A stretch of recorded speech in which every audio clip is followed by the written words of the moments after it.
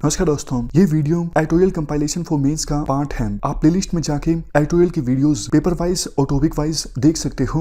और अगर आप दिसंबर 2019 के बाद की वीडियोस को देखना चाहते हो तो वीडियो के नीचे मौजूद ज्वाइन बटन की सहायता से आप मेंबरशिप को ज्वाइन कर सकते हो।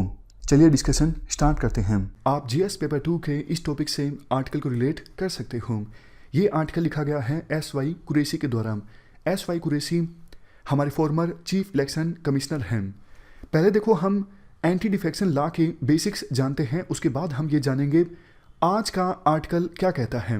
तो पहले रिवाइज कर लेते हैं anti defection law. Anti defection law हमारे देश में आया था 1985 में। 52nd कॉन्स्टिट्यूशनल अमेंडमेंट की सहायता से एंटी डिफेक्शन लॉ से संबंधित प्रोविजंस को ऐड किया गया था 10th शेड्यूल में। मकसद क्या था? मकसद था पॉलिटिकल डिफेक्शंस को कर्ब करना।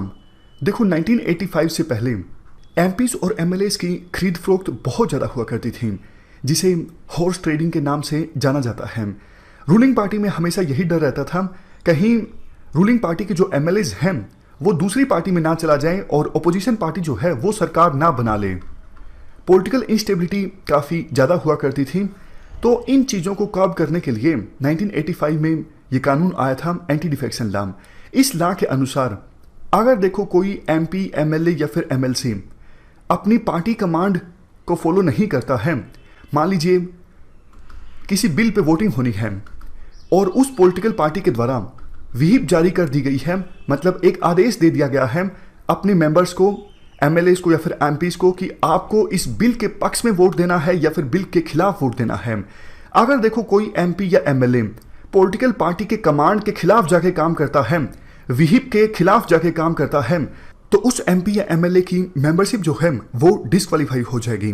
और देखो ऐसा सिर्फ इंपॉर्टेंट बिल्स पर नहीं होता, मतलब no confidence motion, money bill, सिर्फ इन पे नहीं होता, सभी बिल्स पे ये एप्लीकेबल होता है। सभी बिल्स पर पॉलिटिकल पार्टी के द्वारा अपने मेंबर्स के लिए व्हिप जारी की जा सकती है, कमांड जारी की जा सकती है। कुछ और ग्राउंड्स की हम बात करें डिस्क्वालिफिकेशन से संबंधित। अगर देखो कोई मेंबर अपनी पॉलिटिकल पार्टी की मेंबरशिप वॉलंटरी यानी अपने आप से छोड़ देता है तो उसकी विधानसभा या फिर पार्लियामेंट की जो सदस्यता है वो भी अपने आप चली जाएगी। एग्जाम्पल के तौर पे प्रधानमंत्री मोदी चुने गए हैं वाराणसी की सीट से। अगर प्रधानमंत्री मोदी बीजेपी पार्टी को छोड़ देते हैं तो प्रधानमंत्री मोदी की जो मेंबरशिप है संसद में, लोकसभा की, वो अपने आप चली जाएगी अगर वो बीजेपी को छोड़ देते हैं, क्योंकि वो बीजेपी की टिकट पर ही वाराणसी से चुने गए थे। नेक्स्ट ग्राउंड, मान लीजिए देखो लोकसभा में किसी बिल पर वोटिंग होनी है और बीजेपी के द्वारा व्हिप जारी कर दी जाती है सभी मेंबर्स के लिए कि आपको इस बिल के समर्थन में वोट देना है। लेकिन अगर कोई बीजेपी का मेंबर बिल के खिलाफ वोट दे देता है या फिर एब्सटेन कर देता है तो ये एक ग्राउंड बनता है डिस्क्वालिफिकेशन का। उस मेंबर की जो सदस्यता है वो रद्द हो सकती है लोकसभा से। नेक्स्ट ग्राउंड, अगर देखो कोई लोकसभा का सदस्य इंडिपेंडेंट चुन के आया है, मतलब किसी पॉलिटिकल पार्टी से संबंध नहीं रखता है, वो निर्दलीय चुन के आया है, लेकिन वो कोई पॉलिटिकल पार्टी ज्वाइन कर लेता है तो उसकी भी जो मेंबरशिप है वो रद्द हो जाएगी। नेक्स्ट देखो राज्यसभा में 12 नॉमिनेटेड मेंबर्स होते हैं। अगर वो नॉमिनेटेड मेंबर्स 6 मंथ्स के अंदर अंदर, 6 महीनों के अंदर अंदर कोई पॉलिटिकल पार्टी ज्वाइन कर लेते हैं तो ठीक है।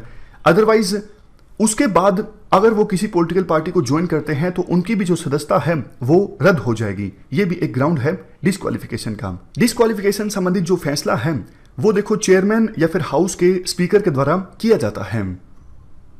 ये तो हमने बात की एंटी डिफेक्शन लॉ से संबंधित कुछ बेसिक्स की। अब हम एंटी डिफेक्शन लॉ के पक्ष में और विपक्ष में कुछ आर्ग्यूमेंट्स को डिस्कस करते हैं। पक्ष में देखो सबसे पहला आर्ग्यूमेंट ये है, एंटी डिफेक्शन लॉ गवर्नमेंट को स्टेबिलिटी प्रोवाइड करता है। 1985 से पहले क्या हुआ करता था, सरकार आज है कुछ पता नहीं, शाम को सरकार गिर जाए, अपोजिशन पार्टी जो है वो रूलिंग पार्टी के कुछ एमएलएज खरीद ले और अपनी सरकार बना ले। हमेशा डर का माहौल रहता था, इंस्टेबिलिटी काफ़ी ज़्यादा रहती थी। लेकिन जब से एंटी डिफेक्शन लॉ आया है पॉलिटिकल स्टेबिलिटी आई है। नेक्स्ट, एंटी डिफेक्शन लॉ देखो ये इंश्योर करता है एमपी या एमएलए जो हैं वो अपनी पॉलिटिकल पार्टी की जो पॉलिसीज हैं उनके प्रति लॉयल रहें, क्योंकि व्हिप जब जारी कर दी जाती है पॉलिटिकल पार्टी के द्वारा तो एमपी और एमएलएस को उसी के अकॉर्डिंग अपना वोट देना होता है। वो अपनी पॉलिटिकल पार्टी की पॉलिसीज के प्रति लॉयल रहते हैं। इससे देखो पार्टी में भी डिसिप्लिन आता है। इवन आप ये भी लिख सकते हो एंटी डिफेक्शन लॉ के पक्ष में, इससे हॉर्स ट्रेडिंग रुकी है, मतलब विधायकों की जो खरीद फरोख्त है वो रुकी है, जो एमपी और एमएलएज हैं वो अपने काम पर फोकस कर सकते हैं। अदरवाइज तो देखो लगातार अपोजिशन पार्टीज के द्वारा प्रलोभन दिए जाते हैं रूलिंग पार्टी के एमएलएज को कि आप हमारी पॉलिटिकल पार्टी में शामिल हो जाइए, हमें समर्थन दे दीजिए, हम आपको 100 करोड़ दे देंगे, हम आपको मिनिस्टर की बर्थ दे देंगे। तो ये सब चीज़ें कम हुई हैं, होती तो देखो आज भी हैं, लेकिन जितना 1985 से पहले हुआ करती थी रिलेटिवली कम हुई हैं। आज आप देख सकते हो कर्नाटक में किस प्रकार से क्राइसिस चल रहे हैं। तो यूं तो नहीं कह सकते कि पूरी तरह से ये जो चीज़ें हैं वो रुक गई हैं, लेकिन जितना 1985 से पहले हुआ करती थी, जिसे कहा जाता है आयाराम गयाराम की राजनीति, ये आयाराम गयाराम की राजनीति का नाम पता कैसे पड़ता है? एक एमएलए थे जिनका नाम था गयाराम, उन्होंने 2 हफ्तों के अंदर 3 बार अपनी निष्ठा चेंज की। तो तीसरी बार जब वो पॉलिटिकल पार्टी में आए तो प्रेस कॉन्फ्रेंस ऑर्गेनाइज हो रही थी, तो उस समय बोला गया था कि गयाराम अब आयाराम हो गए हैं। तो नाम पड़ गया था उस समय से कि गयाराम आयाराम की राजनीति, मतलब एमएलए जब अपनी पॉलिटिकल पार्टी को छोड़ के दूसरी पॉलिटिकल पार्टी में जाते हैं, विधायकों की खरीद फरोख्त होती है। अब नेक्स्ट हम बात करते हैं एंटी डिफेक्शन लॉ के खिलाफ कौन से आर्ग्यूमेंट्स दिए जाते हैं। सबसे पहला argument, defection is matter of choice. देखो ये किसी भी एमएलए या एमपी की मर्जी है कि वो किसे सपोर्ट करना चाहेंगे और किसे सपोर्ट नहीं करना चाहेंगे। यूके, ऑस्ट्रेलिया, यूएसए, यहाँ पर पार्लियामेंट्रियन जो हैं वो अपनी पॉलिटिकल पार्टी के खिलाफ भी पोजीशन लेते हैं विभिन्न इश्यूज पर। जैसे मान लीजिए ऑस्ट्रेलिया में किसी बिल पर चर्चा हो रही है, तो उस बिल पर पॉलिटिकल पार्टी का अलग स्टैंड है, लेकिन पॉलिटिकल पार्टी के किसी एमपी का अलग स्टैंड है। ये काफ़ी ज़्यादा कॉमन है, लेकिन इंडिया में ऐसा नहीं हो सकता। इंडिया में जो पॉलिटिकल पार्टी का स्टैंड है सभी मेंबर्स का वही स्टैंड होना होगा। और ये देखो इफेक्टिव डेमोक्रेसी के भी अगेंस्ट है। देखो एमपीज या एमएलएज को जनता ने चुना है अपनी आवाज़ उठाने के लिए, लेकिन एंटी डिफेक्शन लॉ की वजह से एमपीज और एमएलएज को अपनी पॉलिटिकल पार्टी के स्टैंड के हिसाब से ही वोट देना होता है। और आपको भी पता है हमारे देश में विभिन्न पॉलिटिकल पार्टीज में जो पावर होती है, डिसीजन लेने की क्षमता होती है, वो कुछ ही लोगों के पास कॉन्सेंट्रेटेड होती है।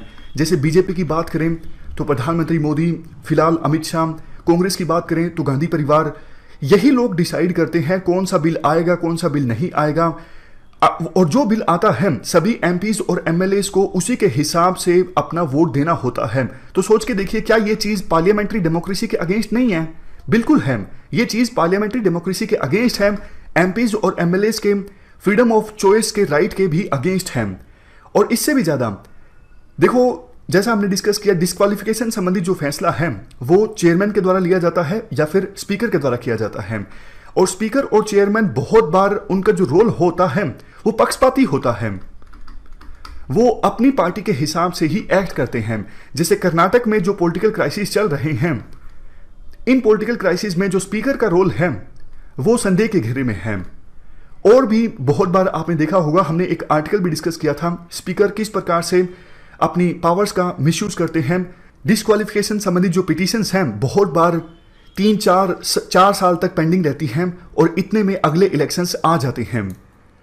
नेक्स्ट बात ये बोली जाती है, देखो एमपीज और एमएलएज का काम ये है पब्लिक इंटरेस्ट में एक्ट करना, ना कि अपनी पॉलिटिकल पार्टी के हिसाब से एक्ट करना। अभी तो फिलहाल एंटी डिफेक्शन लॉ की वजह से, जैसा हमने डिस्कस किया, पार्टी लीडरशिप को ब्लाइंडली फॉलो करना पड़ता है एमपीज को और एमएलएज को, और इससे पार्लियामेंट्री डेमोक्रेसी में जो चेक्स एंड बैलेंसेस हैं वो देखो कमजोर होते हैं। मैं आपको एग्जांपल की सहायता से बताता हूं। मान लीजिए एंटी डिफेक्शन लॉ ना हो तो देखो अभी फिलहाल पार्लियामेंट में, लोकसभा में कोई बिल लेके आएगी बीजेपी, तो अपने एमपी से चर्चा करके लेके आएगी, क्योंकि एंटी डिफेक्शन लॉ नहीं है। एमपीज जो हैं वो पक्ष में भी वोट दे सकते हैं, विपक्ष में भी वोट दे सकते हैं। तो बीजेपी पहले से अपने एमपीज के साथ चर्चा करके लेके आएगी, कहीं बाद में एम्बेरसमेंट ना हो, ऐसा ना हो मेजोरिटी होने के बावजूद बिल पास ना हो पार्लियामेंट में। लेकिन अब तो बीजेपी को पता है एंटी डिफेक्शन लॉ है, तो उनके द्वारा तो सिर्फ एक काम किया जाता है, किसी बिल पर वोटिंग से पहले व्हीप जारी कर दी जाती है। उनको पता है व्हीप जारी होने के बाद मेंबर्स को इसी के अनुसार अपना वोट देना होगा, उनके पास चॉइस ही नहीं है।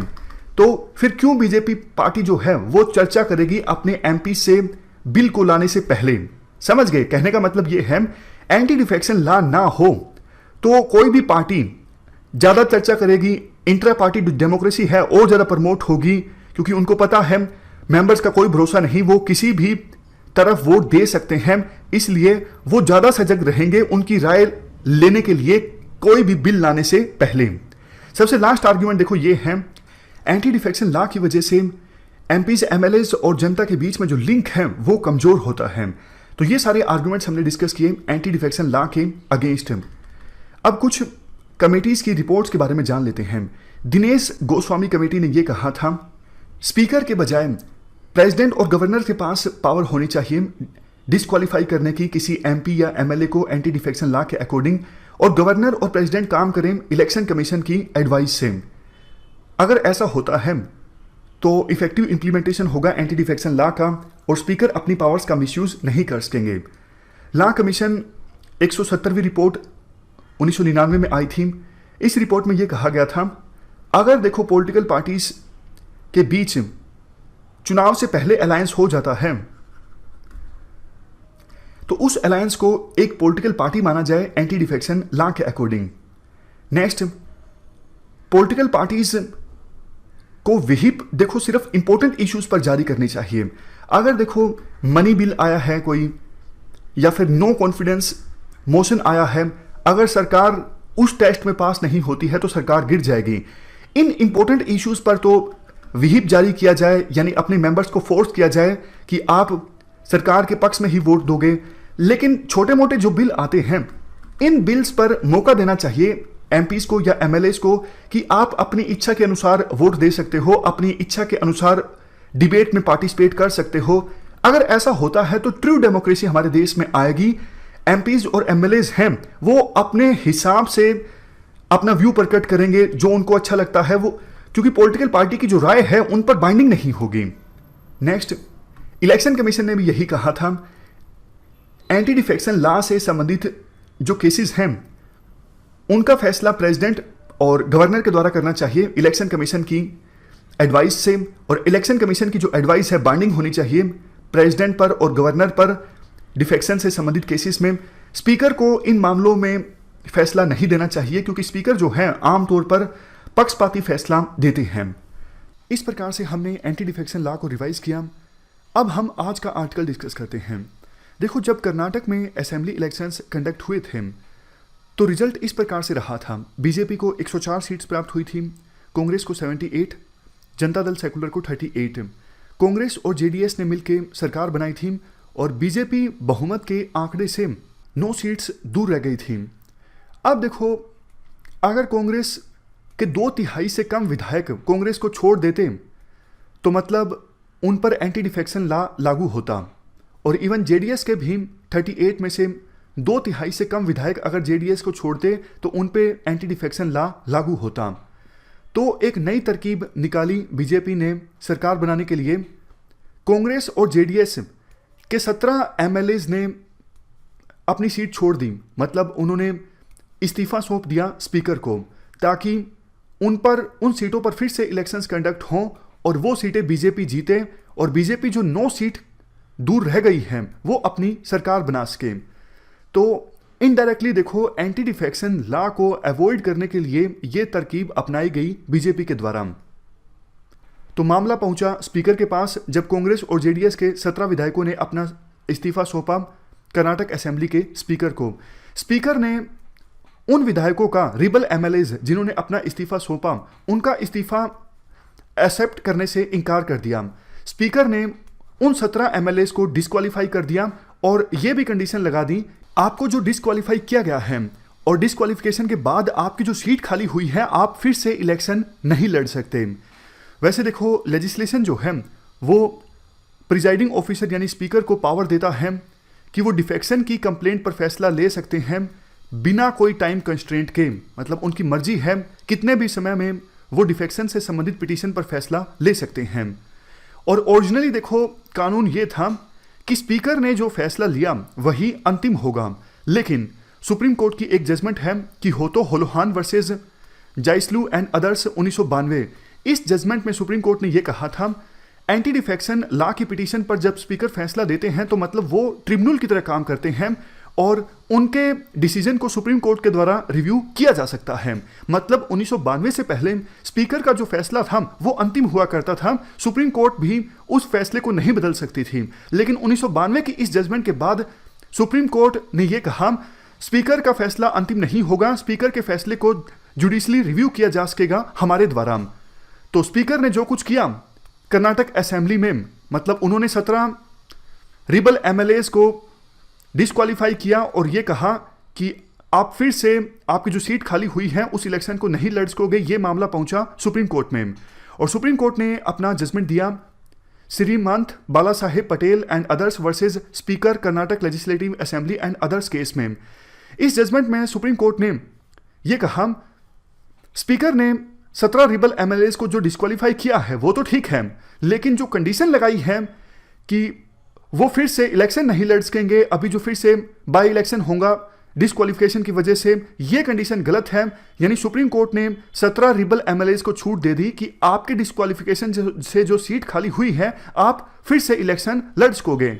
उसके बाद हुआ क्या, बीजेपी ने 17 में से ज़्यादातर रिबल एमएलएस को टिकट दी इलेक्शन लड़ने के लिए और 11 रिबल एमएलएस फिर से जीत कर आए।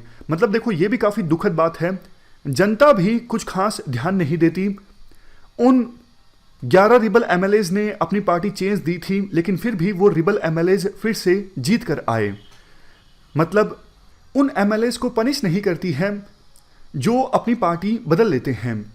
तो एस वाई कुरैशी के द्वारा सजेशन ये दिया जाता है, देखो रूल ये होना चाहिए, मतलब जो एंटी डिफेक्शन एक्ट है उसमें बदलाव ये होना चाहिए, जब कोई एमएलए अपनी पार्टी बदलता है ना सिर्फ उसको डिस्क्वालीफाई किया जाए बल्कि 6 सालों के लिए उस पर रोक लग जानी चाहिए कि 6 सालों तक वो फिर से इलेक्शन ना लड़ सके। अगर ऐसा हो जाता है तो शायद एमएलएज अपनी पार्टी बदलने से थोड़ा हिचकिचाएंगे। अदरवाइज तो देखो डिस्क्वालिफिकेशन उनके लिए सिर्फ एक रूट बन गया है, उनको पता होता है कि हम डिस्क्वालीफाई होंगे फिर से इलेक्शन लड़ेंगे और जीत कर आ जाएंगे। तो ये जो टेंडेंसी है कहीं ना कहीं स्टेबिलिटी के लिए सही नहीं है, डेमोक्रेसी के लिए सही नहीं है।